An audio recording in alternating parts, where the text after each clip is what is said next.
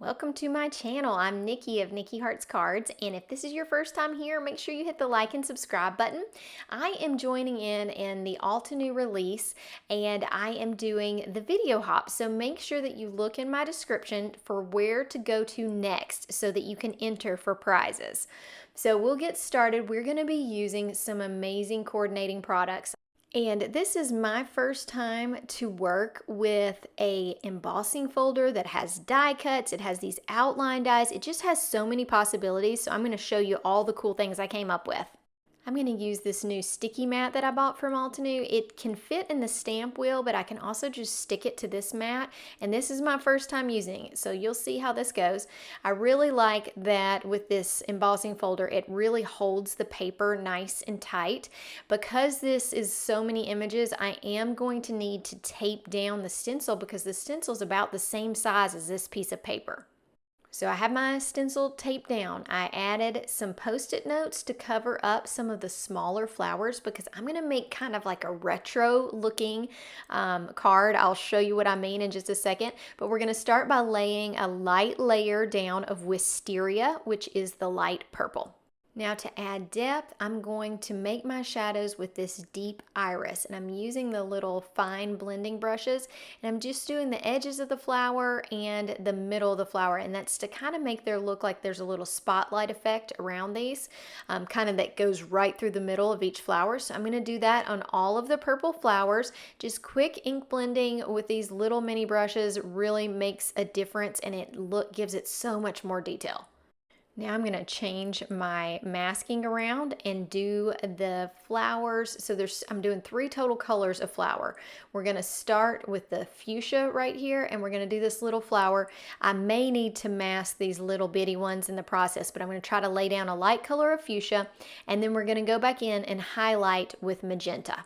Next, we'll do our little bitty flowers, and we're going to start by laying down a light color of Sun-Kissed, and then we'll go back in and do our highlights in orange cream.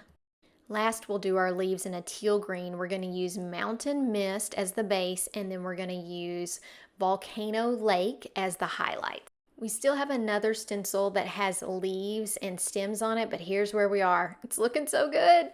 And the leaves and stems we're doing in that same Mountain Mist and Volcano Lake. Look at that. Oh, I missed a little dot there. Oops, that's no big deal. I'm going to be cutting part of this off, or I'll go back and add those dots. Now the reason that I picked these colors is because I had the matching cardstock in the gradient cardstock packs that I wanted to use to highlight these flowers because we've got that unique die set that cuts out a cool outline. So let me show you what I mean. Okay, here is the set that I am just in love with. It's called Whimsically Wild, and it's going to cut out an outline of these flowers. The other great thing about these is that I can use these later on another card. So I'm going to keep the inside pieces. I'm going to go ahead and use my outline. You'll see right here, here's how the outline looks. Okay, now it's just a matter of piecing the pieces together. I highly recommend using this acrylic block to hold your recently glued pieces down. It just makes sure everything fits.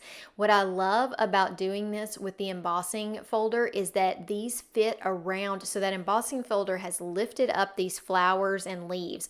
And now I'm taking these little pieces and they fit perfectly around my flowers. And it's easy to figure out where they go because they fit right in that indentation of where the embossing folder was. So it makes it so nice and easy. I added one of the sentiments, and look at how cool this card is. I just love it. Now remember, we were taking those pieces and I said I was going to paper piece what I cut out with the outline, and so I did another quick card paper piecing. I thought I would use silver as the outline, but I ended up changing this outline to black, and look at how amazing this looks on a card. I used the basic plaid embossing folder as the background of this card, so I'm going to keep it pretty clean and simple. And then I paper pieced this flower and 2 leaves and used the beautiful sentiments that we have in this set to create a thank you card. So it's really kind of a 2-for-1. We did have to do a little bit of piecing, but we've already cut these pieces of paper out. And so it was basically add an outline and add a sentiment. So here's our first two cards. Like I said, I'm using the extra pieces to create this second card, which came out great. So the next card is one of my favorites. I just took teal paper and I used those outlines from Whimsically Wild and decided I was going to create a really cool monochromatic background. So it's a 3D background because it's got die cuts on it, which just gives it this very cool look. So this is a pretty simple card. You just need to do a decent amount of die cutting. And I set this card up and then just decided I would add a very simple sentiment, but I used a bright glitter paper, which made a big difference. Let's show you how this one turned out. Quick tip before you do a background like this is to test the glue you're going to use and make sure it doesn't leave any little shiny areas. These are such delicate things. It would be a great idea to consider doing these on a double-sided adhesive. I always forget that and I never really know where I'm going with my cards. So instead I use the Media Matte glue, which has a matte finish if I get it on this card. So generally for laying out a piece like this, I'm trying to make sure that I've got pretty even spacing. I did try to do an odd number of my big flowers, which I end up having, I guess you could say 3, or I've got 2 extra parts of them, so that makes 5. And then these little flowers, I tried to do the same thing. So I ended up with 5 of the little flowers and just kind of fit those in between and tried to make the spacing pretty even. I think that gives it a really cool look. So, you know, once again, talking about not using glue and using a double-sided adhesive, my card process in general, people have asked me like how I go through and decide what I'm going to do, tends to be playing with the pieces, and I'll have them sitting out and realize, ooh, I could do this. And so I don't always plan ahead to use that double-sided adhesive, which could make this process a lot easier if you had double-sided adhesive and you could just stick these down easily. Altenew does have some really cool double-sided adhesive sheets that make this pretty easy, but just FYI, if you are planning to recreate this card, that might be a good idea. So here's how the background looked. Now I'm going to add some metallic thread, just wrap it around and use the cool new sentiments with some glitter paper and a black shadow, and it looks amazing. For the last card, this grip mat really shines because I went on and die cut a flower and then I'm going to stencil it, and it holds that flower and my stencil in such a good place that I don't have to use any additional adhesive. So when you've got a smaller piece of paper that you're stenciling on, it really does a great job at holding the stencil. If the piece of paper is the same size as the stencil, it doesn't have anywhere to grip that paper. So it works better for the smaller sizes, and most stencils are 6 by 6. So a lot of times you're not using the whole stencil on an A2 card. So it's a very interesting mat, and it really sticks more firm than any other sticky mat that I've tried. And I'm sticking with the same colors because this is a set of cards. So my base color is fuchsia, and then my highlights here are magenta.